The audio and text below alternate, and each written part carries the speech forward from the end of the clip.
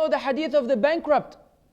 The hadith of Abu Hurairah and Bukhari and Muslim, when the Prophet ﷺ said to Sahaba, do you know who the bankrupt one of my ummah? They said the bankrupt one who doesn't have money, doesn't have clothes, doesn't have food. He said, no, this is not the bankrupt one. The bankrupt is the one who will come on Yawm al-Qiyamah with good deeds. Salah, Siyam, Zakah, Hajj, Umrah. But he would come after having killed that person, for example, or wronged that person, or verbally abused that person.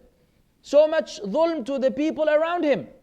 And so on Yawm al-Qiyamah, all of his good deeds will be paid to those whom he wronged. If he runs out of good deeds, not enough good deeds to pay back the dhulm that he was engaged in this dunya, the matter gets worse. Their evil deeds will be removed from them and placed on him. And then he will be thrown into the hellfire. This is an issue which we often neglect. And this is where we need to wake up and realize, time out. Yes, you may be doing a lot of good deeds, alhamdulillah, but what about others? What about parents? What is the concept of being dutiful to the parents? And what is the concept of wronging the parents? We have a misconception about that. The way we hear people now speak to their parents on the phone, the way you see the teenagers of this day, as if his dad is his son. This is beyond haram. This could wipe out your good deeds from scratch. Could leave you bankrupt 100% because this is displeasing to Allah. Allah commanded us in the parents, وَبِالْوَالِدَيْنِ إِحْسَانًا. Ihsan is not just doing the job. Ihsan is excelling, achieving excellence in regards to your parents. One word you may say to your mom and dad that hurts their feelings, wallahi could wipe out all of our good deeds. One word. We take it lightly.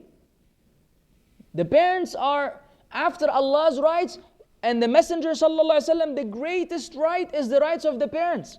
You have to think 1,000,000 times before you say a word that may be displeasing to them. And if they're disputing amongst each other, you have to calculate 1,000,000 times before you take sides with one over the other, by wronging either the father or the mother. You have to know how to work your own situation out with your own parents, making sure that everyone is happy with you, provided that they're not telling you to disobey Allah. In which case, you obey Allah while maintaining respect to them, while making them feel that you feel sorry that you had to disobey them, but the right of Allah is superior to theirs. There's an approach, there's a way of doing things. And I'm saying this for the youngsters whom Allah guides and their parents are not yet guided. So the children are better Islamically than their own parents, and then there's this conflict at home where the children may go beyond the acceptable in rejecting their parents' disbelief or their parents' commands, where it's unacceptable to Allah, even if what you're doing is for the sake of Allah.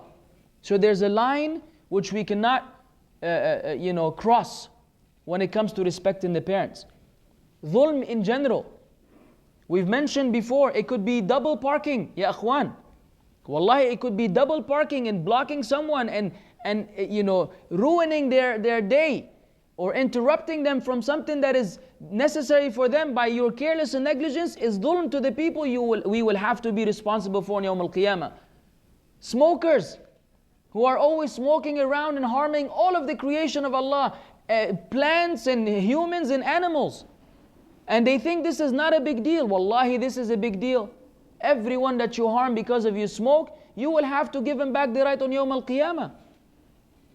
You listen to music, you want to listen so loud that you make the rest of the people hear. This is dhulm to the people. I'm saying things which we usually think now we have become accustomed to, like, big deal, that's not a big deal. No, that is a big deal. It's a very big deal. Because it deals with dhulm to the creation, and you cannot afford that on Yawm al-Qiyamah. So one shouldn't just feel satisfied, but the shaitan would want us to feel this way. Oh, you have many good deeds, don't worry.